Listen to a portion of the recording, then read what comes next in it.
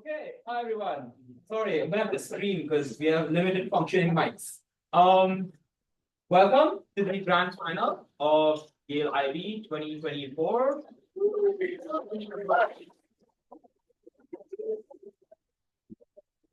Congratulations to our wonderful finalists. Well done, India. Before I start with introduction, it would be good to know if all the finalists are okay being recorded. You can of course revoke it at any time, but get confirmation. Oh, are you okay with it? Yes. Great. I guess you can wait recording when you ready, but yeah, it's there for you to record. All right. Let's start with introductions. Hi, I'm Pranav. I'll be a chair. I have no preferred pronouns. You can refer to the panel as a whole. It's a pretty excellent panel. Panelists, wherever you all are, feel free to introduce yourself and start from the right. Hi, Dennis, he, him, that's the block. Nay, he, him. Alia, she, they, that's the floor. Kate, and good luck. Great. Let's also have speaker introductions so everyone knows who our panelists are. So OG. What Roy first? Oh, and second him. Oh. Speaking first is Afsal. Speaking second is Jacqueline. BG. First, Liz. And Steele. Speaking first, Rohan, he. Speaking second, Vanya Sheeler. Okay, amazing. Already, my phone is almost out of charge. We have a timer. We can put it with a loud ringer. I just need like a loud ringer for the rest of us. All right, great. Yeah. So, couple of quick pointers. I guess I'm presuming you all are, timing yourselves and each other. There will be a timer over here that rings at 1, 6, and 7, but hopefully you all will also have your own to keep track. Yeah, okay, never mind. It doesn't ring, so please tag yourselves and everyone else so you know when the break time begins and ends. At 7:15, I just put my hands up, and that means you won't be able to do it. Please do take POIs, especially for my diagonals. I can't cut your speaker point, but I will flip your close comparison. So please do that. This is debate. I have nothing else. You're finalists. You'll know what to do. Great. Do you want to give it time? I think the timing result is fine. It's just I just wanted to ring. It does ring. It does ring? Okay, sure. There'll be a ring from there. Great. If nothing else, Prime Minister, the floor is yours. Here.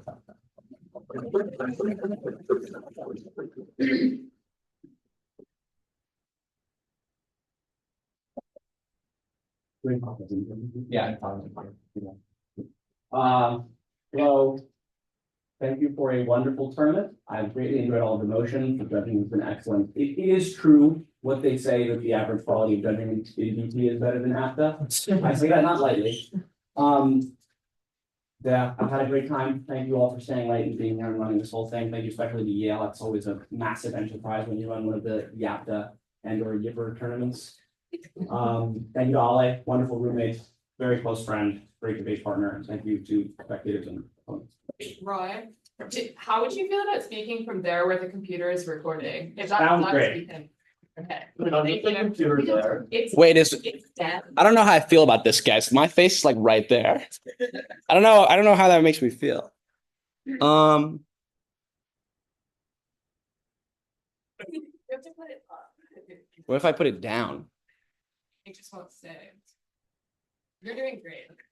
Okay, it'll be fine. I'll stand like here. I need the what? Oh, that's not nice. Don't make me tell them what you did get on your IQ test. No, just kidding. All right.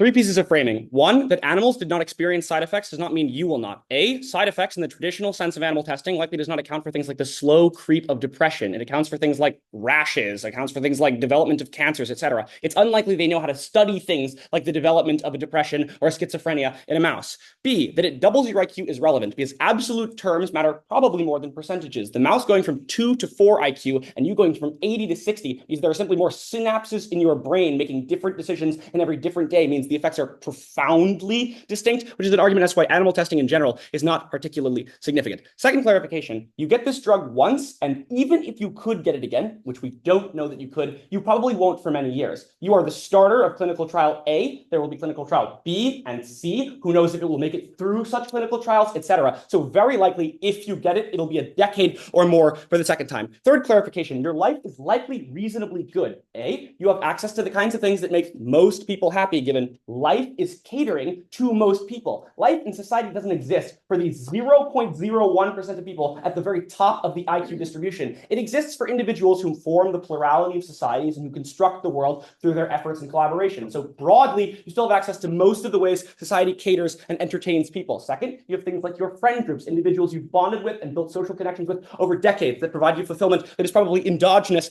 or exogenous from intelligence. Third is that society has things like religion or sources of meaning that are not particularly high IQ barriers to entry. So broadly, you're likely to be reasonably happy. Maybe they'll make an argument that's like, you wanted to be smart, otherwise you wouldn't have come and asked for this drug. Two problems. One, not necessarily the case. In fact, maybe the drug company found you. Why? A, you have a reasonably low intelligence, which is something they need in order to test the significance of the drug in a very large marginal capacity. And B is they probably wouldn't ask you to test the drug if your life was incredibly bad or unstable, because it would vastly harm the applicability of their results for the vast majority of cases and the vast majority of people. With that, we have two arguments. The first is that being smart sucks, and the second is that being smart and then being stupid sucks way worse.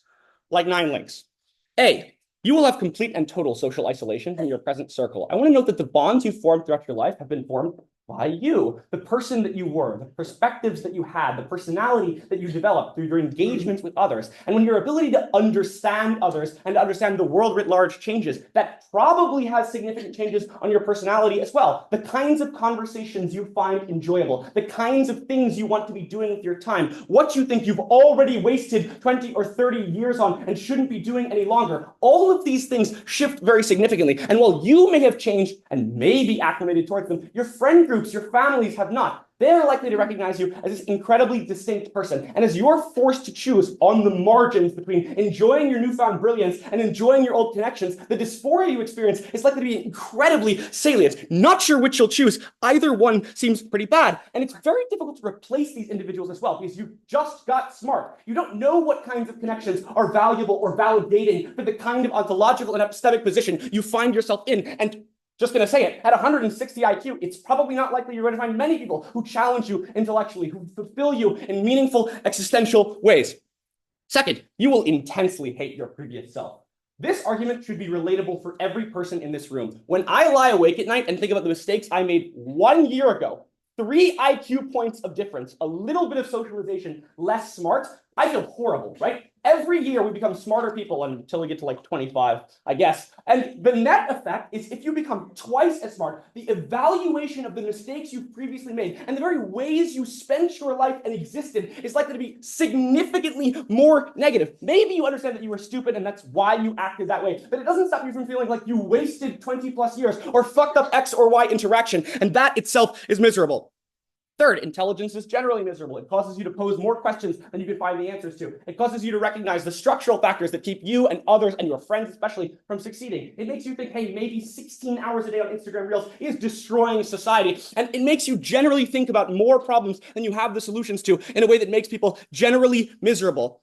Being 160 IQ doesn't mean you're going to magically solve those problems, which is why empirically correlation between intelligence and depression is unbelievably significant. The average person goes from 85 to 170 or just is 170 in general, looks like the Unabomber. But even more significantly, those sorts of people do not know what to do with themselves because society is much bigger than they are. So even if they're quite brilliant, especially if they only have a year, it's very hard for them to make the changes that they wish that they could actualize onto the world. And if you only got a year, you're likely to experience unbelievable urgency in trying to do something, in trying to have some kind of project. So it's not just that you're smart, it's that you're smart on a clock and miserable. And after that year, every day is a worry because you might wake up the next day nowhere near as smart as you used to, which is yet another dysphoria that makes it hard to exist. And notably, how do you operate within the world? If I'm smart now, but won't be forever, what is the fucking Pareto optimal solution for how I ought to behave in this moment? Since I have difficulty contextualizing what it will even feel like to go back to my former self. So even if in general smart people could make good decisions, you are in a particular position that is very hard to deal with. I'll take closing. intelligence quota is the thesis for your entire personality is quite a weird claim. External emotional expression and desire are independent of your problem-solving abilities. If I was, if, Emotional yeah, being. I spend at least like 400 hours a month on debate. If I was less intelligent, I think I would like this activity a lot less. It's not that it's the whole axiom upon which your personality hinges. It's that we exist in the world, and part of how we do is chosen. And we think when we make choices. So presumably there's a significant margin if you change a lot of your thinking. Second piece of the extension is that going from being really smart to being less smart is probably quite terrible. The first argument is that regression in general is terrible. The most commonly used phrase in all of cognitive therapy is that progress is nonlinear. And the reason why that's said is because when people trying to make progress experience regressions, they feel miserable. The general way life is supposed to work is it gets better, you get smarter, you get wealthier, whatever. And when that doesn't happen, people feel huge amounts of dysphoria. Why am I worse than I was before? And when the gap here is massively more significant than anyone can relate to or help you through or any therapist is equipped to deal with, it's likely to be the worst kinds of dysphoria. All of these arguments, A, make it harder for you to use your newfound intelligence, which compounds on itself because you're likely to think I'm wasting it as I'm dealing with these dysphorias. B, the harms are long-term. The other correlation with intelligence besides depression is with drug use. Obviously, as you get ostracized, as you lose friends, as you have difficulty either adapting to the intelligence or back from the intelligence, you look for ways to cope, and you've lost all the ways you used to cope. They no longer function now that you can think through them. So broadly speaking, you're likely to find yourself in a new position that you don't know how to handle without the friends you had and with no one around you to help. Very proud to propose.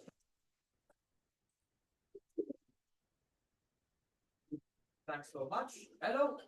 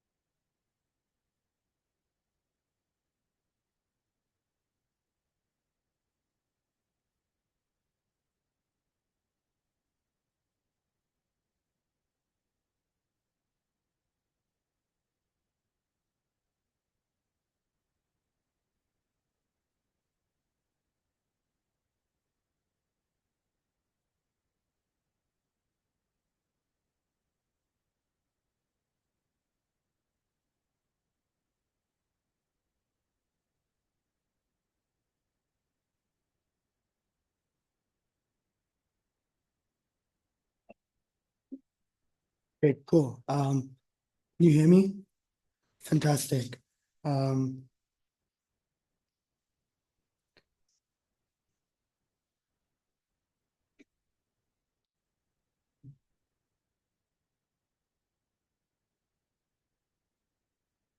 The info slide says your basic needs are met.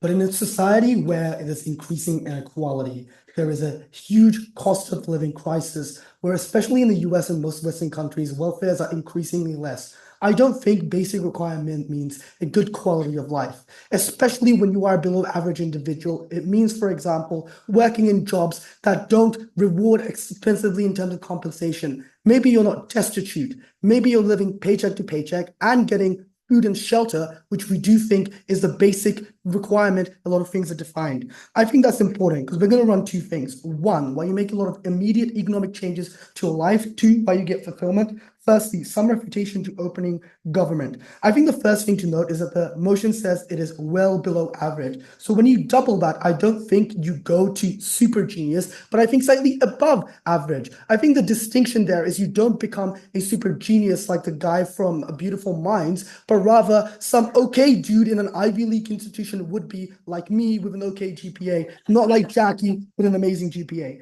Secondly, I want to note a lot of the questions they say, the issues of, for example, that, hey, you're going to question life. You're going to hate the fact you were really, like, for example, dumb and so on and so forth. I think the thing you have access to when you are, for example, have this increased IQ is you can do things that all of us can do. Number one, rationalize things. Just if I in prep can understand that IQ's kind of fucking random, I think you in your increase above average IQ can realize low key, that's not my fault. It's out of my control. But I think secondly, you have access to a lot more information that you can now process. I want to flip this question stuff from them. Because on either side of the house, I think a lot of these big questions are demonstrated in TV, in movies, in news coverage. I think the decision on their side of the house, the harm is twofold. One, you don't understand them, but importantly, you will feel shit because you don't understand them to the extent that other people do, to the extent that the average individual does. We flip that because on the outside of the house, once you regress, you're not losing your memory, you're losing your capacity to process new information. So I think a lot of these core things that you are able to understand are things that can help you out further on. First idea, why can you make immediate improvements to your life?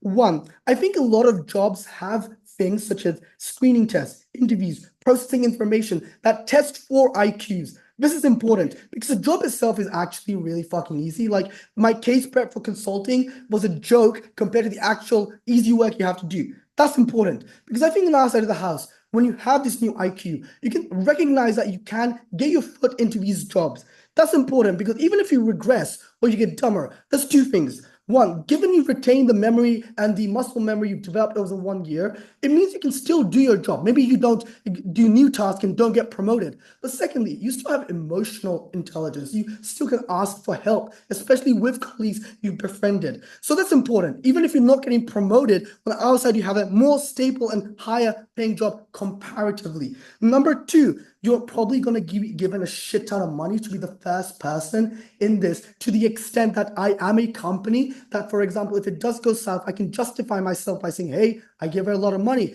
But number two, and this is important, especially after you do this, they want to observe you, to study you, so you get residuals and further money down the line. Number three, this is a bit funky. You can go viral on TikTok and do a podcast. I know that sounds goofy, but think about it. Firstly, social media optimizes for the novel. Things that are very new go viral. Number two, society as a whole really loves the idea of, for example, increasing our IQ. Smart people are glorified. But I think thirdly, a lot of influencers, other individuals have an incentive to cover you because there's a lot of did you know stuff on social media. Importantly, on our side of the house, you can monetize that. Maybe you can have your own intelligence to a podcast, or I think it just means, for example, you're invited onto certain small podcasters and stuff. So over time, you don't have revenue streams. Why is this so important? On either side, you live in a capitalist society that monetizes so many parts of life. The distinction and opening opposition is the threefold. Number one, you have marginally better safety. I think, especially for a woman, it looks like taking an Uber when you're in a shitty area, renting at a slightly better area where there's a decreased chance of being attacked or harassed. Number two, you can just experience fun things. Obviously not going to Nobu, but maybe, for example, going to Chipotle a little bit more. Or maybe, for example, doing other things that give you fun. But I think thirdly, it just gives you optionality. This is really important, especially in things such as relationships. Maybe you get better matches on Hinge Plus. This is important because I want to be comparative. We're not suggesting you work in a private equity. I think the difference is working retail versus in a reception job, which is still far high paying and more stable. How do you weigh this in the round? The first weighing is, I think it's just more certain versus all of their various underanalyzed vague harms that they kind of throw out. Secondly, and this is really important in terms of our weighing, the most important thing is you have less financial stress. I think that really matters because even if you can pay month rent next month and the next after, I think the idea that you might not be able to pay in the future is something that really weighs down on individuals. But secondly, your job isn't guaranteed, especially given you're below average. Your job's most likely to be automated or replaced, i.e. self-service checkouts,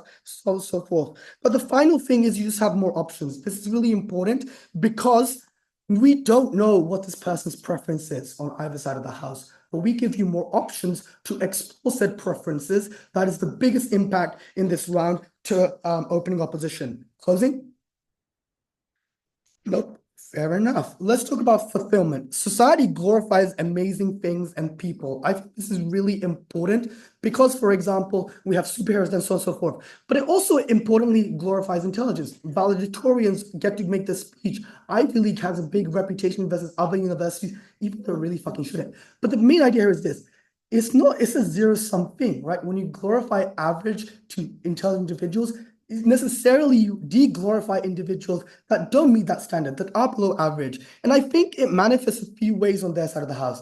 I think, firstly, you as an individual who's below average probably do compare yourself to other people. We have an innate evolutionary biology thing where we try to have a better life, comparing ourselves to other individuals. Number two, on the other side, you see how the average person lives. And, for example, better persons lives. Thirdly, a lot of the time, your friends and families have micro interactions that kind of suck, right? For example, your parents might treat your sibling who is smarter better. Your friends may not come to you with advice and go to other friends. All of these things really suck. What is the delta on our side? Firstly, I think you can make those changes, i.e., make better friends or recognize that your friends kind of suck. Secondarily, I think, for example, especially with your family, have those tough conversations. Even if it's temporary, it has lasting change. We're proud to oppose.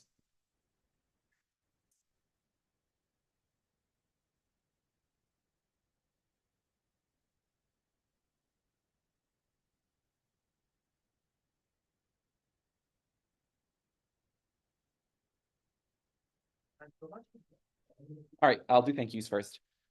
Thank you to the Yale tournament. I always enjoyed the very many Yale tournaments I have been to at this point. They are run with military efficiency, and I appreciate that all the time. Thank you to all of our opponents for what I am sure will be a very fun round. Thank you to the judges for sticking by so late. I hope you also enjoy this round. Thank you to the spectators for choosing to watch. And I usually say choosing to watch this round, but there is no other round, so I guess this doesn't count. And thank you to Roy for being a great friend, a great partner, and for always being there. All right. Is everyone good?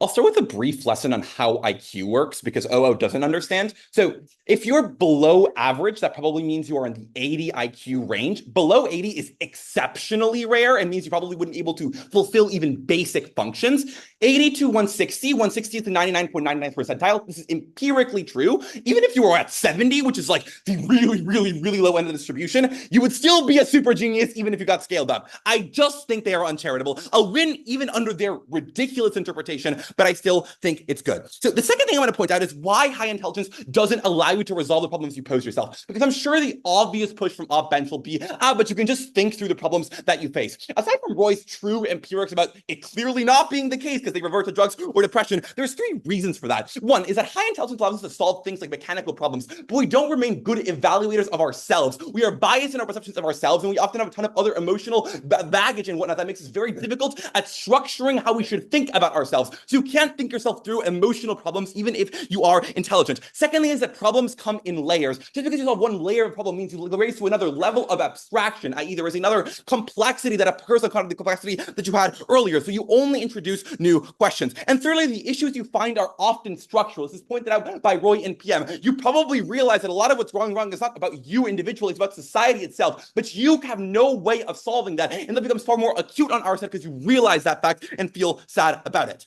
I then want to weigh our contributions over theirs, even if their best case is true. Several reasons why. One, if you turn towards drug use and turn towards psychological depression and intense self-hatred, you don't get a job. And the reason why is very simple. A, this is a mechanical reason. There's drug testing at jobs. B is the more actual real reason, which is that if you intensely hate yourself and don't believe that anything you're doing is worthwhile, that also extends to jobs and also makes it much harder for you to engage in the jobs that you are doing. Consultants are famously miserable, and being someone who literally lost all their friends and then becomes a consultant would be even more miserable because you have no idea how to interact with these people. You have no previous life experience in talking with people. It would be absolutely fucking awful. I don't care. You could go to a nicer neighborhood. You have no friends in that neighborhood. You have complete isolation. And secondly, is that independently of all of this, what matters the most to you and your social well-being in your economic well-being is having friends and family that support you, especially in the context that you come from. And just hopping onto a new job and trying to find a new job is likely pretty difficult, whereas you know on our side you have a set of friends and family, and you know you lose them on their side. So the worst case is worse on their side because they have no safety net. I want to beat the claim that you will be able to get a job. There's three reasons why. One, why you won't. One, your work history will be non-existent or in the kinds of jobs that are completely unrelated. Secondly, you have no horrible credit history, almost certainly. society. And thirdly, is that you have no college degree.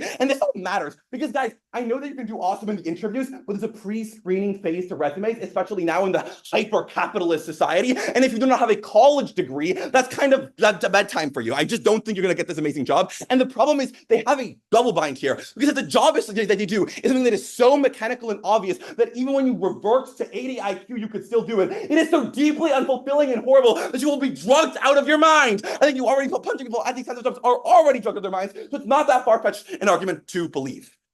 Let's subject to the claim more specifically. They say that the cost of living crisis, etc. These are all the classic debating things to say that life is bad. They don't answer any of our arguments, but the more important and structural argument here, society themselves are designed to cater to people who are at average or below average IQ because these people compose the super majority of individuals and the super majority of the working force. So it's important that society at least somewhat cater to them. I don't think that life's perfect for you. I'm fine with accepting that, but I don't think it's all that bad. And I think that if it was all that bad, you wouldn't have been offered it, as Roy told you, and they don't answer. They say that you can rationalize things. I already beat this claim earlier. They say that big questions will happen regardless. This is true, but it's less bad on our side for two reasons. One, you can answer them with the basic answers that you get, i.e. religion itself is an answer that can explain everything because it doesn't have to be accountable to you posing them more questions. And only on their side do you start posing those questions, which is what ruins that kind of veil. And secondly, is that these big questions are meant to be difficult to comprehend, even for the average person. So I don't think you get any kind of envy, but on their side, you feel like everyone else is stupid for not understanding these things properly when you intensely revile other people, and it's just more likely to develop an antisocial personality, makes it harder for you to get friends, even in the best case scenario. They say you'll go viral. This is horrible for you. Why is it horrible for you? One, you will be a guinea pig for the whole world. The company will keep probing you constantly. And the reason why is because they want to see if the drug works and how long it works. And obviously, it's so extremely experimental. And also, you have 80 IQ. So they almost certainly go into the contracts provisions that you do not understand and let them continue to experiment with you in the future. This violates your autonomy at the highest order and makes you feel like a trapped person in your own mind. And it's especially acute because you are so smart that you realize what is happening to you and have nothing you can do to control it, which is absolutely awful and the most important violation of your autonomy in the round. And this autonomy is the most important thing because it allows you to determine what is your conception of the good in the first place. You have to feel like a real individual to get the benefits of being an individual. Closing. OPM's analysis that if you are depressed, you will ruin their study. The firm has every reason to make sure your life is a happy one. No, they don't want to ruin your study by faking the results. If they fake the results, that's the end of the company itself. They will want to see what the side effects are because they have to. This also beats their claim that you'll give you $1 million. Guys, $1 million is a pretty big confounder if you're trying to figure out whether this actually works or not. You want to see, does this actually increase people's lives? Giving them $1 million seems like it would mess that up. They also just definitely don't need to do this for very obvious reasons, i.e. that you're probably not that smart, so they could write into the contract provisions you don't understand that say maybe we'll give you money and you don't actually get the money in the end. I just don't think this is an actual argument. Going viral is probably horrible for you. You also become a massive lightning rod for hatred. A bunch of people will feel very resentful at the fact that you have modified your own mind, the kind of thing that is most valuable for you. I think that this argument seems silly, but it really isn't. Conservatives are extremely opposed to the kind of modification that this is a massive, massive improvement on. And I think this makes you receive torrents of hate if it is true that you do get publicized overall.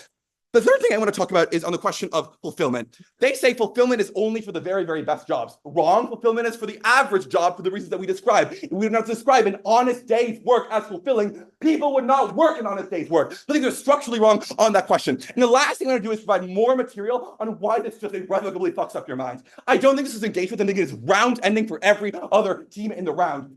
The very simple intuition is that even small changes in neural pathways cause massive mental illnesses or different compulsions. For example, schizophrenia comes from the study of one neural pathway. So any kind of change is risky. And a kind of change that overhauls the entirety of your brain is almost certain to bring along with a huge host of mental harms. And we've given you reasons why the testing can't solve for that. And this means the hatred you feel is intense. You aren't able to get any kinds of jobs, and you feel completely maladapted to society. On our side, you're not the best person to study, but you're a useful cog. On their side, you cannot fit in, and you feel horrible about it. Very proud to propose.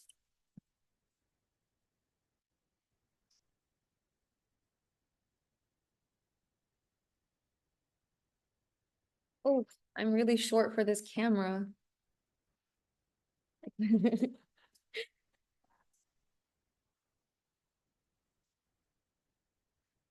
Are we all good? Yes.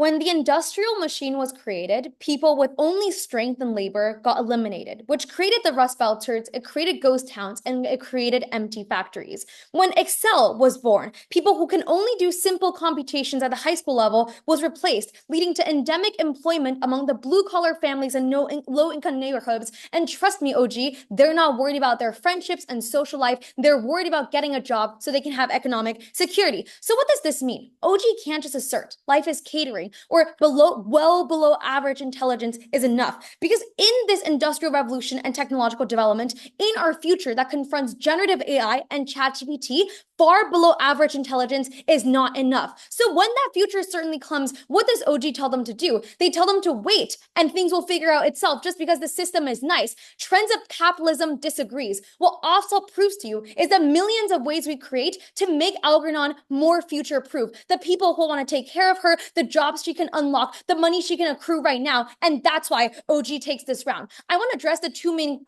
takes this round. OG has two main points. The first is health risks, and the second is social life. Let's take both of these things out first. Sure, there are some health risks, because otherwise this debate doesn't exist, but what's a reasonable extent of health risks for you to buy? I think there's no way it's anything so significant and meaningful, like being lethal or making you like debilitated or like giving you just like straight up like ruining your intelligence, can't even form basic sentences. The reason is FDA gives you a license to run human agent tests. Like if you kill these people, the FDA will be in super big scandals. They will lose their careers. They'll get sued. They're like the politicians' terms will end. They don't want to do that. They always err on the side of caution for a reason. So there are other things, simulations, chemical analysis, academia, all these things that verify the efficacy of your drug. But more importantly, the company itself, without any regulation, would not want to kill or deeply harm this participant. Because I presume they're also developing other drugs. I presume they want a second round of funding. I presume they maybe want an IPO. If they ruin your life with huge effects, they will never earn the trust of people. And in pharmaceutical businesses, trust is everything when you want people to take your drug. So it's not going to be huge. So we will still keep this in mind. Like maybe you'll become a little bit stupider. Maybe it won't work the way intended. We'll engage with this analysis when we're moving on. The second thing they talk about is about social isolation. Two criticism at the top. One, their case is tense. On one hand, they say being smart sucks. And then they say when you're returning to being dumb and mindless, it also sucks. So which one sucks? I'm not sure. But second of all, they don't prove that the friends you make when you are stupid are good friends. Think about it. If I'm well below average level in high school, people probably make fun of me. People observe this. They think I'm unpopular because everyone's ridiculing me for my inappropriate behavior because I'm not very intelligent or aware. And therefore, who are the people who are actually going to be friends with you? Either they're also making fun of you or they're also like outcasts. Like these are not the best quality friendships. We flip this point because it's a good chance to sift who are the friends who are maliciously with you because they think you're funny and who are the actual good friends who are caring towards you because you're smart, you can think this through. But more importantly, I think social isolation is a strange point because your friends know this is temporary. Like if I go abroad to study abroad for 2 years, doesn't mean my friends will just suddenly hate me. They know the old me will return. Or like I went on birth control pills for a little bit. It was really bad, made me really moody. That doesn't mean my friends don't stick around, especially if they know I'm going to get off the pill, right? And I'm not. So they still stuck around. More importantly, they talk about how you hate your previous self, but we all mature and we can somehow deal with that hatred of ourselves. So why is it a tipping point in this debate? But more importantly, like if they think the simple joys about like being simple-minded is so good, after that 1 year it'll come back. You won't overanalyze your relationships. You will not be stuck in overthinking. So it seems like it's not so bad transitioning back. This is why we flipped their point because we can sift through our friends and none of their concerns are actually big. But these concerns are trivial compared to what Afzal is proving to you, which is economic security. Because there's a sense of comfort in knowing I have the money to pay rent. That's when I have the time to think about my friends and social life, because otherwise I want to feed myself first. That is way more inherent because it is just suffering if I'm hungry and stuff like that. But moreover, when you have money, you have the ability to act on what you want. Even if you know what you want, you need a financial security to have that money to choose those experiences on our side. So right now, her material needs are satisfied, but that could be because of parents who are still employed, people's support around her. But like, as I said, there's a technological revolution. None of these things are certain. So if we prove that she has a better chance to economically support herself, that's always a reliable impact you're going to buy into. So how does Afzal prove this? He proves this in both the short term and the long term. He proves it in the short term because if this person is smart enough for even just 1 year, they can achieve many milestones that open doors. They say college diplomas are important. Exactly. In this 1 year, she can go online, earn her credentials, pass her tests, go through the SAT so she can get admitted into college. And lots of jobs need a college degree, even if on the day-to-day you don't need one, just because everyone has a college degree these days. So this opens so many doors doors for employment. But moreover, like you have to prep for the tech interview. Also told you when you enter the job, you can figure out a way to network and ask for help and make it work. But you can't cheat in the tech interview. They literally monitor your screen. So these are things that land her a job. She can have that income at least, invest it in that 1 year, wealth begets wealth, and she's more taken care of. But more importantly, even if she doesn't do any of these things, we told you why in the future people will care about her well-being, whether it's the company wants to observe long-term effects. So they at least want to make sure she's fed or living a normal person's life so they can observe the long span impacts they don't know about the drug. They will take care of her. But moreover, she can sell her documentary rights. Like there will be people who want to interview her, run ads on her. It's like she'll be like the mother of the intellectual revolution. There will be many ads who want her persona. These are all ways in the future, even if there are health risks, even if she's dumber, even if she loses some mobility, these are ways people want to take care of her and ways she can monetize that so she can still take care of her material life. These are all things that they haven't talked about at all. I'll take closing. Opening. Okay, so your main and most important claim is like the drug company would never give you something that fucked up your life. Have you heard of the opioid epidemic?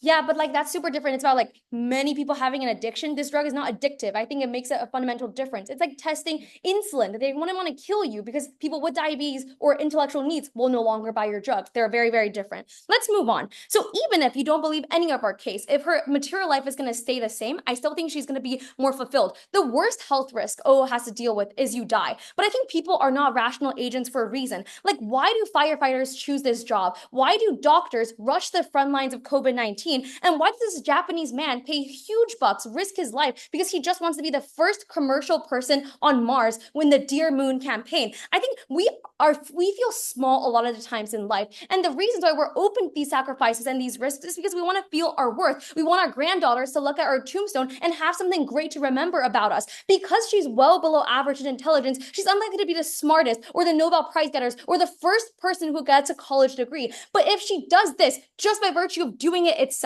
she will be remembered as the first person who took a risk and kickstarted our intellectual revolution, which could help us control AI. So people will really, really, really try to thank her if this drug ends up working and people end up using it. So what have we proven? The most solid thing in this debate is material well-being. And we have proven why there are so many avenues in which she can ensure that no matter what health risks come. But more importantly, health risks are not the end all be all. Because there are greater purposes, we're so proud to oppose.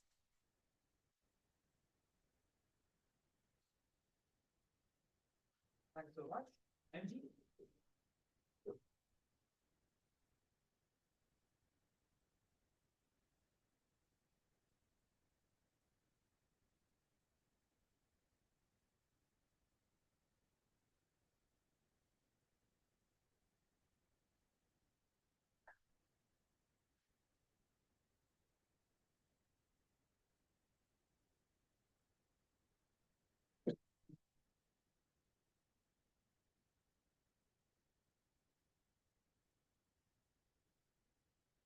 I actually don't like speaking right into the camera. What can I do about that? You turn the brightness, turn the brightness down. You turn brightness to 0. Yeah. Oh, can I just turn the camera off?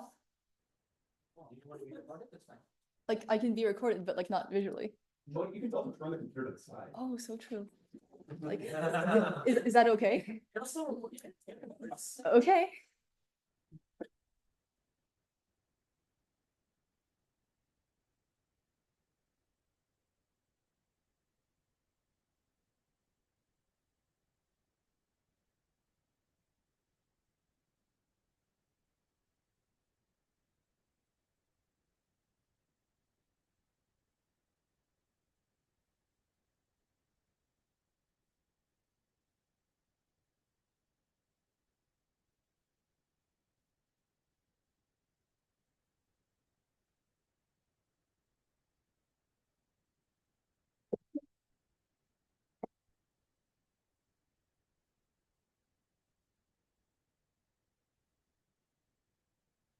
First, I want to explain why your material conditions are unimportant or get worse. Secondly, I'll vertically and analyze why your social circle meaningfully becomes less fulfilling. Firstly, on your material conditions. Even if we concede every single thing that opening opposition says about your material conditions improving, why is this unimportant?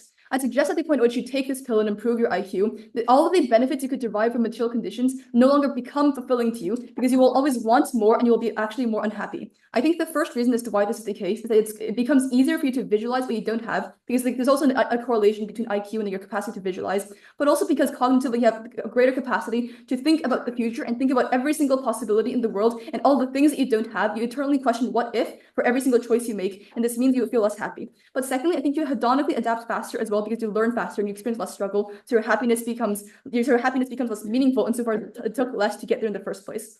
But furthermore, I think on the comparative, what are some reasons as to why you are not likely to lose your job in the status quo? I think you still accumulate things like experience, and there are costs to retraining workers if you get fired. You still have some capacity to upskill even if you're low IQ.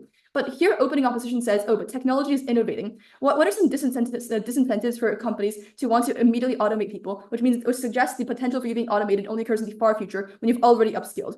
I think there's often a lack of trust amongst consumers who do not trust things like AI, and this means businesses want to err on the side of caution and have some human workers to ensure that people are still going to buy from them and trust them. Two, there's always the chance that AI is going to go poorly, so you want to implement it really, really slowly over a long period of time, which means even if automation happens, it probably happens after you've already had sufficient amounts of time to upskill out of this job. But furthermore, I want to explain why you're going to lose the new job you get, even if you have the capacity to accumulate experiences. And this is because even if you people in a vacuum do not want to suddenly fire and rehire someone, they will if you suddenly become significantly less efficient than you previously had been. And also companies often know you had taken this drug in the first place, given O's own analysis about why you're going to go viral, which suggests that they're going to perceive you as less competent as well. But secondly, I think this is a reason as to why you're not going to get a new job, because your employers will know that you took this drug, and it's going to your potential employers know you took this drug, and therefore will have incentives to not want to hire you because they know that the effects are inherently temporary. What is the implication of this? I think A, it is significantly worse if you lose your new job because A, you've already hedonically adapted to your new level of wealth that has now gone away. But B, it is uncertain whether or not you will get a new job because even if you have your current job, if you leave it, there might not be a job available to you in the future, especially if you've lacked the experience within the company and you do not have this continuity. If you do not get a new job, you'll be unhappy with your menial labor work once you have high IQ. This is quite harmful. The second, the more important thing I want to explain then is I want to vertically analyze why your social circle actually is meaningfully harmed. The first burden I want to fill here is what opening opposition misses, which is as to why you have friends and why these friends are good in the first place. Because opening opposition says the friends that you self-select for are going to be bad. But opening opposition's mechanism here is like really bad, right? It's like you have been made fun of, so your friends will be like low quality and they'll be outcast. I think this actually works against them because it suggests that the only people that have become friends with you in the first place have not become friends with you for superficial reasons, but rather those that like you for who you are. For example, you're kind, you have shared interests, maybe you have like shared experiences like trauma bonding over like a really, really shitty class that you have, and that means these friends have incentives to continue being friends with you in the future. Why then do your existing friends actually isolate you? Because I think that is the extent of the opening government analysis, that you're now really smart and your friends are just like going to vanish into thin air. I think A, I'm going to explain why IQ has a correlation with personality that they fail to respond to when this is asked to them in a POI. The reason as to why your personality fundamentally changes is because it leads to a change in your interests. The fact that you hedonically adapt, the fact that your old activities become uninteresting, means you cannot bond with the friends that you had previously bonded with. And when you become more interested in things like activities or thoughts that are more intellectual, this is harmful for your friendship because these self-selection effects in terms of who you are currently friends with are probably not on the basis of deeply intellectual things by virtue of the fact that, you previously were not talking about them in the past.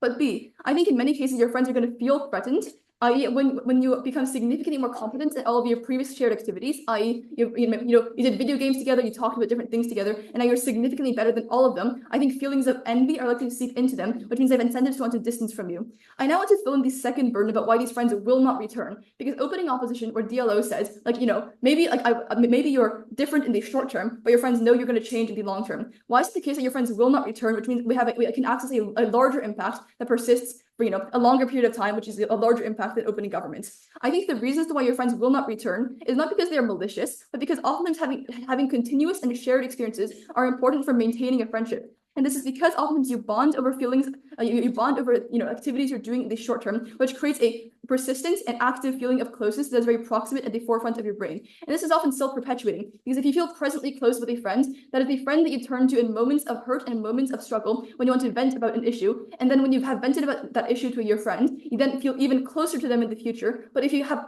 already had that distance because your friends no longer want to share experiences with you, because they feel threatened, because they feel like you're a different person, that means they no longer feel close to you in the future as well. And therefore you cannot maintain this friendship, because you lose the self-perpetuating cycle at which where your friends only connect with people who they already feel close to.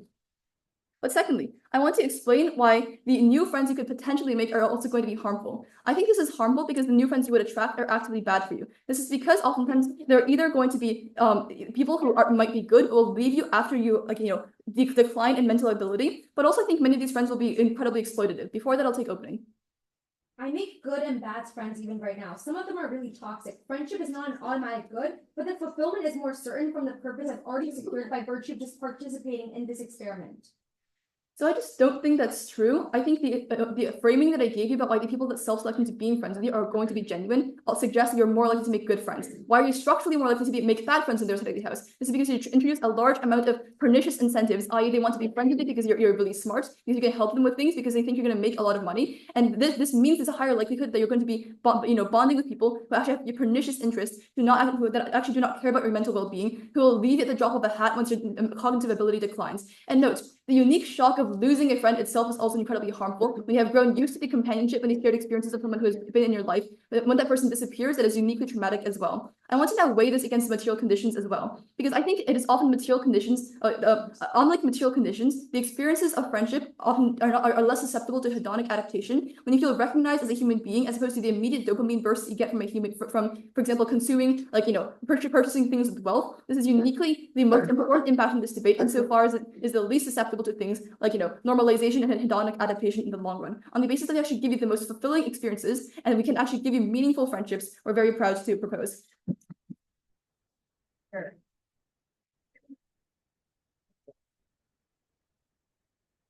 Thanks so much, Emma.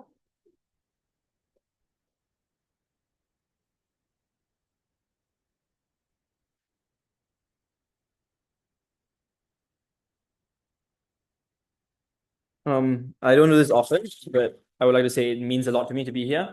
I'm very glad to be able to debate with Tanya. I'm very glad to be able to debate here. Debate hasn't always been easy for me, but I'm glad it's working out.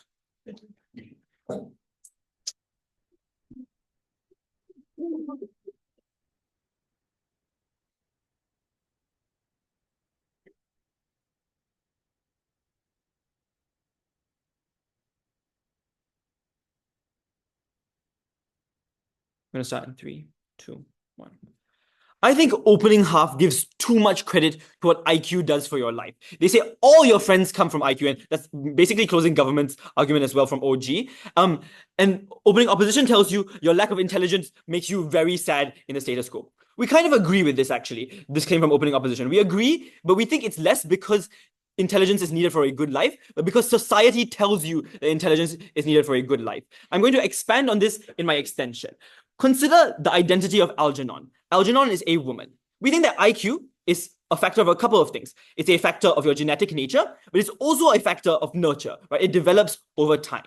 We think that Algernon probably doesn't have a high IQ, not only because perhaps she was disadvantaged in being born that way, but also because the world did not give her the opportunities to grow. Maybe her parents didn't bother giving her access to education because they didn't think it was meaningful. Because maybe later on in life, people denied her access to opportunities because they thought, why bother? This person doesn't seem very smart. She's a woman and they're sexist and so on. But on top of that, the world continues to structurally discriminate against this woman post her developmental age. She lives in a dead-end job because society is sexist and ableist. And this is something that OO clearly lacks, right? They tell you that society is bad, but we're telling you this is exactly why society is bad, right? They make a one-line argument at the end of LO that there is a glorification of intelligence. We're going to give you a nuanced take on the nature of intellectual intersectional discrimination for ableism and sexism, but also think about how we create a positive impact with this drug. But and this is where that contribution is, right? Because worse,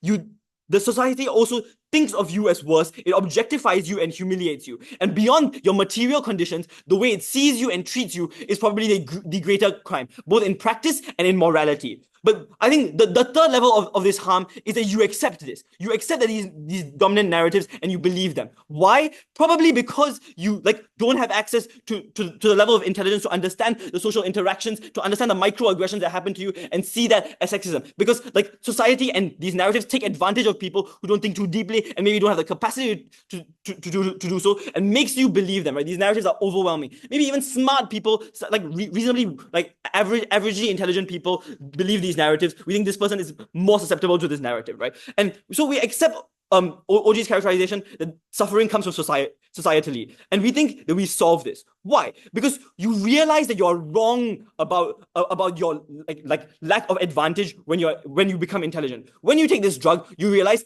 my life wasn't shitty because I was a dumb person. My life wasn't shitty because I was a woman. It was because society told me that a life as a woman is shit. A life where I don't achieve material gains is shit. And the only way to achieve material gains is intelligence. It is all the societal narrative. It is society that makes the world bad for women and bad for people who are less intelligent, because it tells them that that kind of life can never be happy, and that the things that a person could achieve with this life could never be happy. I think it is absolutely possible to have a happy life in these scenarios, but society doesn't let you. What is the delta then? We think you start thinking more deeply about your interactions and reflect on it. You read and intellectually engage with discourse or nuanced explanations between explicit sexism and microaggressions like catcalling or sexual harassment at work. And why is this important? Because now you can actually consider what a good life is and how a good life is possible in this world. You realize that material goods only mattered because society told me, and that they told her that was the case, and that they were wrong, and that you are unhappy because of these narratives. So even in the worst case scenario, that this is only temporary, you have these memories and value shifts that stick, right? You can journal and recall and remember and internalize that after this period of this drug, you know that your life was shitty, not because you're stupid, not because you are a woman, but because society told you. And even if we accept health risks, therefore, we think we get a final escape from a life of intellectual oppression and of self-hatred. This woman is constantly fucking blaming herself for things that were not her fault. And we think we free her from these chains insofar as we give her the ability to access the understanding that it was never her fault to begin with. But realistically, we think you don't just die at the end at the end of the year, right? You have a good chance, a good percentage chance at an actualized life. And that means that you can live a life after this where you're actually happy. This is why I'm going to engage with a couple of things that opening opposition says, right? They say that your previous life was bad. Two flips. Firstly, when you're offered this drug, it worsens the narrative, right? Because now you feel absolutely miserable and blame yourself for being stupid, because you now doubly blame yourself, because you're like, I didn't take this drug, and so all my unhappiness now comes from this drug. So every argument on FOMO they have is far worse on their side when you are offered this drug and you turn it down, and now you constantly blame yourself, and that is the root of unhappiness. Secondly, they make a one-liner that says, oh, the study will only pick good people with a good life because if you have a bad life, it hurts the study. No, I think the study wants to show a delta, so they will pick people who have had a bad life. Then engaging with CG, right? But before that, I'll take a point from opening. Sounds beautiful. Thank you. Unfair and miserable is miserable, and we think you're a guinea pig in a celebrity population. No, so I think the difference is this person is already miserable. She's blaming herself, and we think that's a problem. You shouldn't have to live both a life of self-blame, but also a life where you're wrongly blaming yourself. We fix that because now this person knows that whatever material conditions that she was deluded into thinking are the only ways to be happy are no longer the preconditions for happiness. So not only do you end that self-blame, but you also change the way you conceive of what a good life and what a happy life is. We actually give a path to self-actualization because your route into happiness now is no longer tied to these narratives insofar as you have records of being unhappy, and you remember that your unhappiness was because of this. I think CG's extension first, so derivative, hello, I hear everything from OG. All of this argument on friends I will deal with anyways. I think it's untrue or even in your speech, right? You tell me that your old friends are made because you're kind. And yeah, so why is it that becoming smart makes my friends value kindness less? But secondly, friends are made through so many other things. I have so many friends from different portions of my life. And they are friends because I have shared history, right? So I don't spend time with them now. I might have changed, I might have grown, I might have become smarter or dumber or cared about different things. But there are many different reasons why we care about the people we love. Whether it is like nostalgia, whether it is like deciding that this person is a good person and I'm going to stick with them. But I think you cannot like tie every single friendship you had to the fact that you were smart at one point and less smart at another. I think it's a very sad world you live in where every friend is made because of IQ. We think we win on this as well, because now we allow people to like make friendships where they like can conceive of friendships in a framework that is outside of what the capitalist sexist world tells them, right? And we think those narratives also perniciously affect friendships and make you like hate your female friends, for example. So very proud to stand on side closing opposition.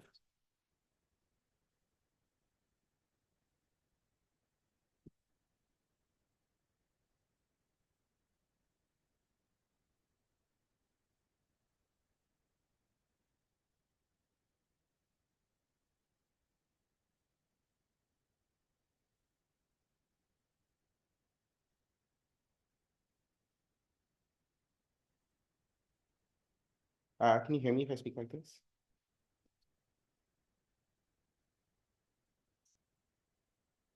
Before I start, I just want to give you one thank you. When growing up as a debater in India, the debater I looked up to most in the world was Dhruva Bhatt. He ended up being my high school debate coach, but for a lot of Indian kids in my generation, he made us believe that an Indian could become the 7th best speaker in the world, could go to the US and debate there and be incredibly effective there. And one of the first debate videos I ever saw was him winning the Yale IB final in 2016. So it is my privilege to have gotten to be coached by him after that, and he's one of the most important people in my debating journey.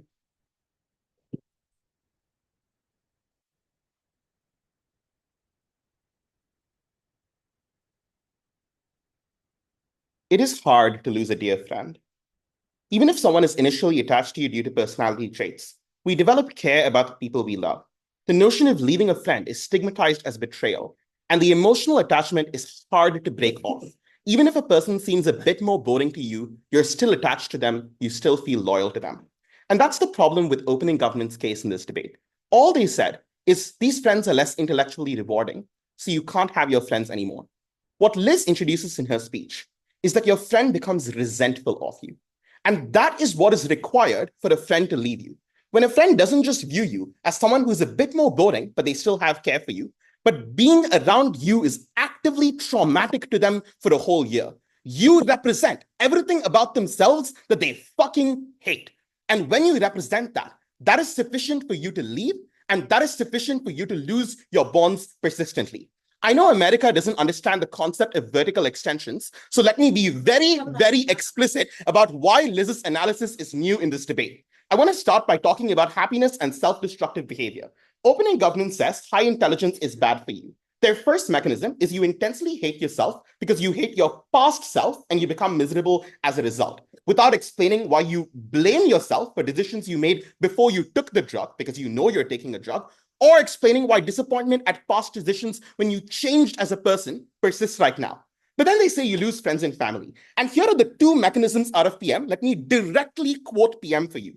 Mechanism 1, your friends and family make attachments to you on the basis of you being an incredibly distinct person. So when you lose traits, you lose your friends and family. But being an incredibly distinct person means you have many distinct traits. You lose one distinct trait. They do not explain why that is sufficient for someone who is really, really close to you to actually leave. Their second mechanism is, quote, hold on, where is the second mechanism? There we go. They don't intellectually challenge you. Those are 4 words. They don't intellectually challenge you. Why is an intellectual challenge important? Why are the experiences of friends and the activities you do with them sufficient to take the high bar of distancing from friendship? And I think the reason they kept table banging when Liz made the argument about experiences is they were like, we said the words intellectual challenge, so we know how to analyze an argument. Liz analyzes the argument for why this is a sufficient margin for your friends to leave you, and critically, why you won't make new friends in the process that are worthwhile, and why those new friends will leave you as well. What are the mechanisms we give you? One, they feel threatened. They blame you for their conditions. They think you are not doing enough for them. You represent everything about them they hate about themselves. And critically, if something like your material condition improves, you're probably not actively going out of your way to help every individual friend you have, meaning they're also resentful to you about the actions that you take. And therefore, they intentionally create space with you because being around you is actively negative for them. But second, we explain why experience formation is really, really critical to maintain friendships. Because we say maintaining friendships is hard too. It takes massive social, physical, and emotional costs. And if the process of maintaining friendships is hard, you need shared experiences to maintain friendships. So we explain why it crosses the threshold for why it is incredibly hard to leave a friend. But then we explain why the transition shock makes you worse off as well. Because we tell you, when you are intelligent, the types of friends you make are potentially the worst types of friends you make. It is opportunistic people looking to exploit you for your intelligence specifically, meaning you can't replace these friendships with new interactions that are actually meaningful to you, which is what generates the persistent effect. And this therefore analyzes opening government's implication of this, that you turn to drugs, that you feel lonely, that you feel engaged in self-isolation and self-hatred. All of this is dependent on proving this is sufficient to break the bar for friendship. But suppose you don't buy this argument, we also win on material conditions. The material quality of life improving substantially on its own isn't that important right now.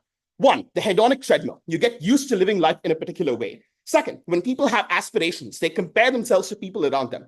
Third, a sudden increase in wealth often makes people unhappy. You're suddenly more prosperous than people around you, meaning people are more likely to take advantage of you. And fourth, a sudden increase in income often means changes at the margin, which means people aren't used to managing this new income and they engage in things like overspending and spend it away.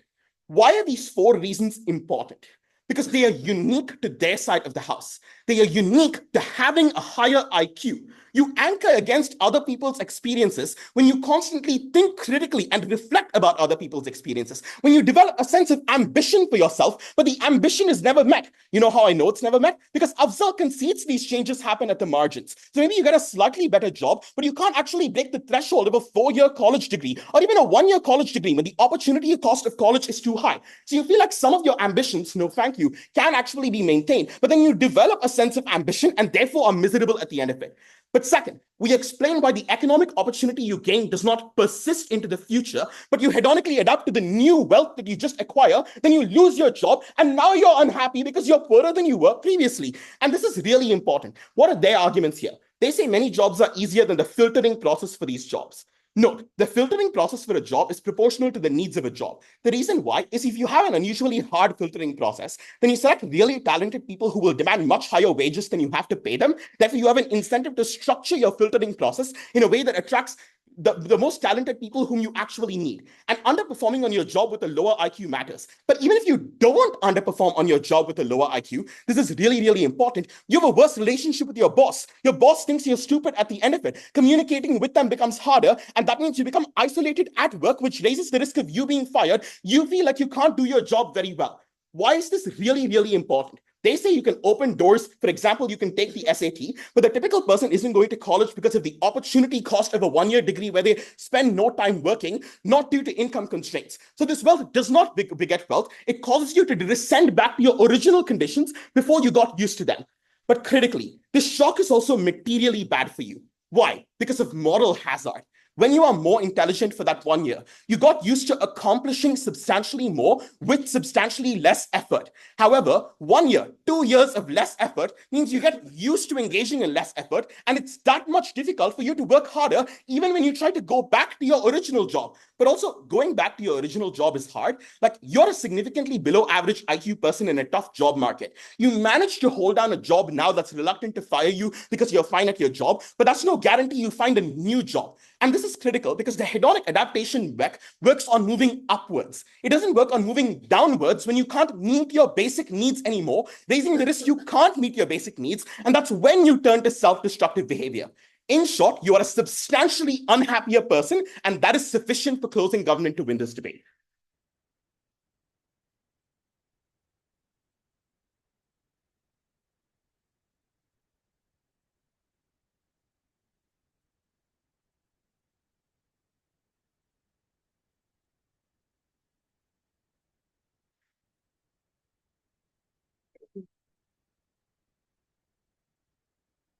I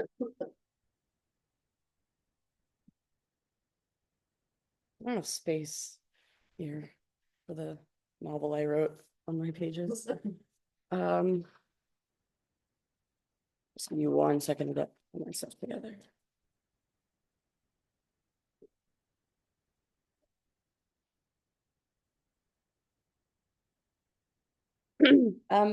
Just for some pleasantries, I stand corrected from last round. This is the best I've done in BP with Rohan ever.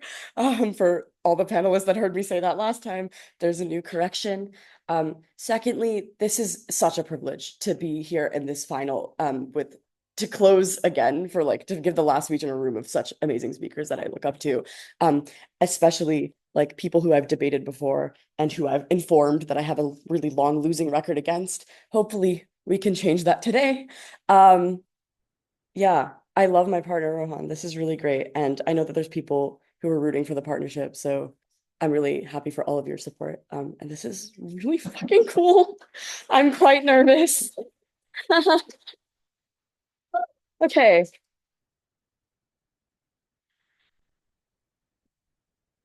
Okay.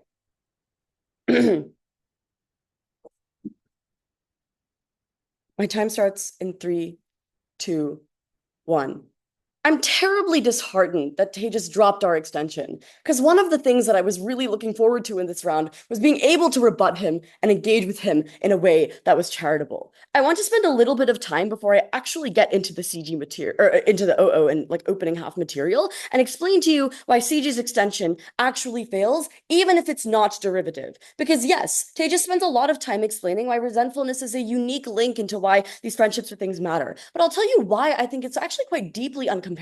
Because it seems like the tipping point and reason why your friends all leave you and you become depressed is the point in which a huge shock happens in your life that fundamentally changes the way you act. What I'm unclear about is why this is broadly not better or worse than what OO tells you, which is that you'll lose your job or gain a job or huge things will change in your life. This is the same mechanism for why when people become deeply depressed after individual shocking instances in their life, they fundamentally change. So other things that impact experience formation, i.e. my financial situation, which enables me to do things like even go out with my friends or take transportation to go see somebody in person or have and charge my phone, are other ways that you could also access this delta. So even if they're completely right and their extension is completely true, it's broadly uncomparative because you have 20 other access points into how you fundamentally changing as a person causes your friends to leave you. But secondly, Liz takes out all of Tage's analysis when Liz tells you that all of the people that were friends with you in the beginning were friends with you because they didn't care about your intelligence. That is to say that even if intelligence, as the silly claim that I think OG makes, is the ground up reason why who you are as a person, I think this claim is quite weird because I don't think that people are actually broadly defined by their problem solving abilities. In case you guys didn't fucking remember, the IQ is a test of ooh, can I answer this question with funny colors? I don't think my friends are friends with me because of that reason. Even if this is the case and it's actually true, it is broadly unclear why you're able to do this. But the second response that I kind of have to this is guys, smart people have friendship breakups too. It is broadly unclear that if my intelligence changes meaningfully better or worse, I'm somehow more or less capable of structurally being better at getting over bad friendships. And that's actually really what I wanted to talk about in this speech. Secondly, I think our extension actually engages with this because we tell you that we have a unique access into desire making and self-actualization, which is more important for how you view your friendships afterwards. Because I think the top of Liz's speech is that no material benefits matter, and their entire fucking extension is, oh, look at all these material benefits of having friends and things that actually happen to me. So why do I actually think the extension is winning? This is how I'm going to engage with OO to actually tell you this. OO tells you you work in bad jobs and maybe not destitute, but this is really bad. I think our mechanism for the structures that alter your perception of the world are better because one, it directly engages with OG and CG's derivative material on how your experience of intelligence is super traumatic and more important than material gain. That is to say that something in material benefit is only as meaningful as how I perceive it. People who are Buddhists genuinely believe that destitution is actually more valuable for them as people than other people. So actually what becomes logically prior in this debate then is talking to, what the fuck is her name? Algernon? I don't really know, but go ahead to explain to me the flowers of Algernon in prep. I've never heard of it before. But I think what comes logically prior to all of the analysis on even how you view your physical friends is your internal mental perception of who you are as a human being. We told you 3 things in Rohan's instruction that were just dropped. I have nothing to engage with with here, guys. One is that patriarchal expectations and ableist expectations coincide to make your life specifically bad, which is to say that even if OG is right and the actual things that you experience, your actual job and your actual friends are not as bad as everyone says they are, your experience of them is bad because your self-worth is diminished. So even if you have a good job, you don't think it's meaningless because you're a woman and women shouldn't have jobs. I think this type of socialization that happens to you is far more meaningful than other things. But how did we solve for this problem? We told you that your attitude towards life and yourself have to actually make your material benefits good or bad. So even if OO is correct and you get immediate economic returns, I think it's quite vulnerable to all of the OG argumentation, right? Because the debate ultimately becomes a wash. You either get the job or you don't get the job. What matters then is your perception of self. Because I'm not going to lie, I was kind of sweating when DLO was telling me all of the things that this poor Algernon is going to be doing during this year. I think it's quite a stressful time to get my college degree in 2 months. The reason I don't think this is a knife is because I think it's just a much higher burden claim than what we're able to give you, which is that you spend the time realizing one simple fact. My entire life, because I was a woman and because I was uniquely lower IQ than other individuals, people convinced me that the reason I am the way I am and my experience of life is bad is because of something that I did. Why is this really good and why is this winning? Because our case functions then on the Gov framework. Every single reason that they tell you that your life becomes meaningfully actually worse after you experience a gain in intelligence is a reason why you realize that everybody who told you that was wrong. It constitutes an internal value shift in your psyche that actually it is not true that my experience of the world is meaningfully better when I am a more intelligent human being, both as a woman and as someone who was uniquely disenfranchised. I'll take opening. Answered back to PPM about why you have trouble analyzing yourself in reality. When you think about Oh, wonderful, wonderful, wonderful. Guinea pig, lost your friends, and are having dysphoria. Oh, this is like really exciting, right? Because I actually have this preempted and I'm really excited about that. They tell you you have no way of solving the problems. I think this is a really silly claim. I am a woman. I know that patriarchy exists, but I don't psychologically disintegrate because I have no way to solve for patriarchy, which is to say that our case functions independently of if these structures and bad things, and even if your life gets worse after the fact, which is to say, I don't need to intellectually analyze my way out of why patriarchy doesn't exist. All I have to come to terms with is that patriarchy is wrong because the social conditioning under which I have lived, under which I've perceived every friend I've ever made, under which I've perceived every job I've ever gotten, under which I even perceived that my life was bad in the first place, was because they were telling me that as a woman, I am uniquely less worthy of having access to happiness. So all of the prevailing narratives about happiness that they want poor Algernon to access on their side of the house are defined by how society privileges intelligence. But if your life becomes meaningfully worse after you become intelligent, that is your tipping point. That is the deadlock on the cognitive dissonance arguments that a lot of teams want to claim in this round, because you associate every bad thing to the fact that you took that pill, you became more intelligent, you got exactly what you wanted. It's the same thesis of analysis that me losing weight doesn't make me more desirable for men. It doesn't make my romantic life meaningfully better because that construct was incorrect in the first place. We think this was the thesis under which we were winning in this round, that the idea that your intelligence is defining is incorrect and that the only way for you to solve is for you to take the pill, because in the world where you don't, you will then have the ability to blame everything you did on the fact you never took the pill in the first place. So incredibly proud to oppose, guys.